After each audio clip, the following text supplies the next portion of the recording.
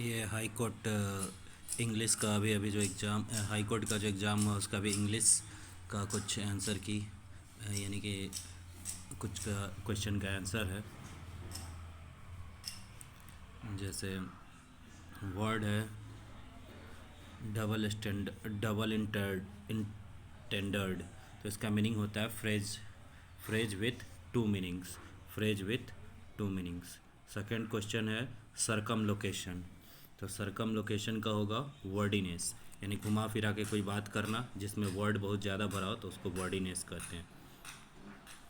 Third word है कॉन्ट्रैम्प्स, इसका meaning है एम्ब्रेसिंग मिसहैप्स। फोर्थ है कैथेरिसिस, का मतलब होता है इमोशनली रिलीज, मतलब इस तरह का कोई कंडीशन करना जिससे कि जो बर्डन है वो हल्का हो जाए, तो उस तरह का है यानी दिमाग शांत हो जाए उसके बाद, तो वो हो गया इमोशनल रिलीज कैथेरिसिस का। फिफ्थ है रिलिंक्विश, इसका मतलब होता है रिनाउंस यानी टू गिव अप, त्यागना किसी चीज़ को।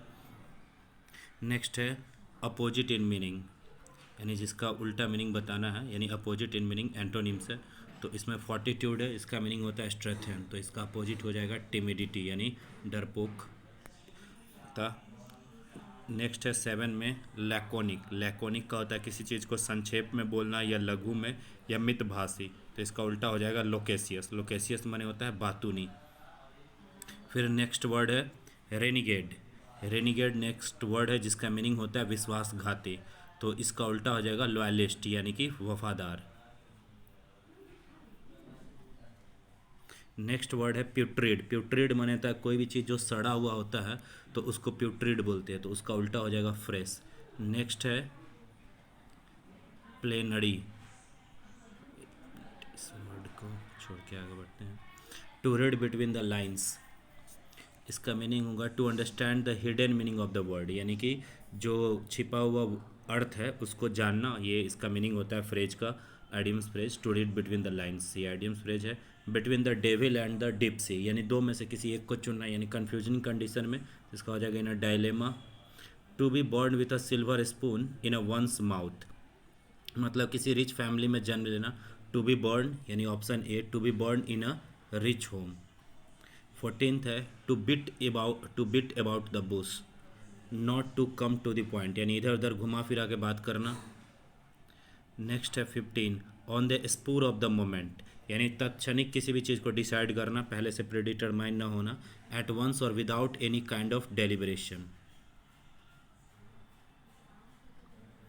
नेक्स्ट है कॉमन एरर, कॉमन एरर है he ordered as if he was my master, तो यहाँ पर इफ़ कंडीशनल वर्ड लग गया इसलिए यहाँ पर वाज की जगह वेर हो जाएगा, क्योंकि एक कंडीशनल इमेजिनेशन आ गया यहाँ पर और कंडीशनल, तो इमेजिनेशन और प्लस कंडीशन मिलके यहाँ वर हो जाता है। फिर the merit of these books are known to everyone, तो यहाँ द मेरिट, यहाँ पे सब्जेक्ट जो है वो सिंगुलर है इसलिए यहाँ पे वर्ब भी जो होगा वो सिंगुलर होगा।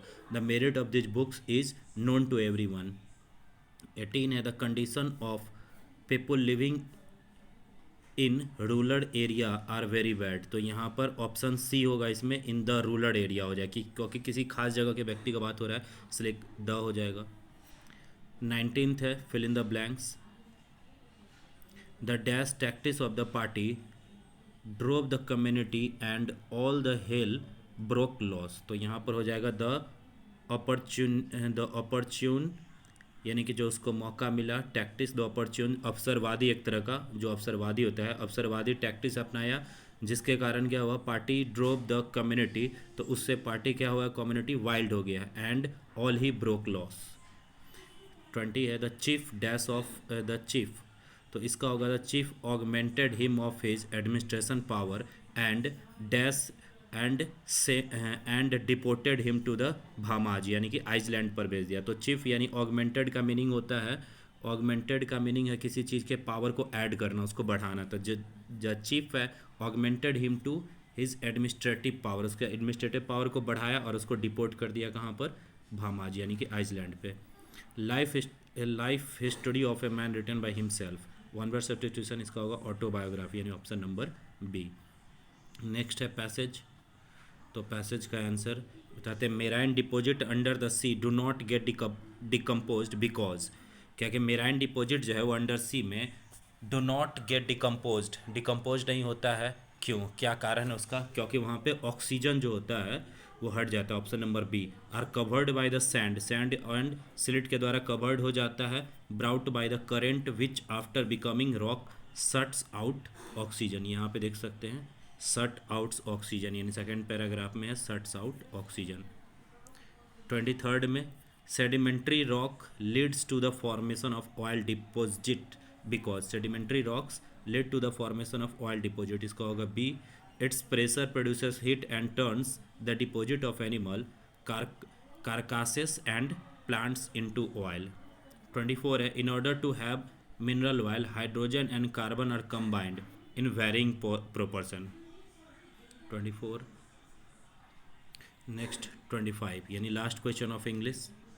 The time it takes for the marine deposit to transfer into the crude oil, कितना टाइम लेता है? तो मिलियन ऑफ ईयर्स।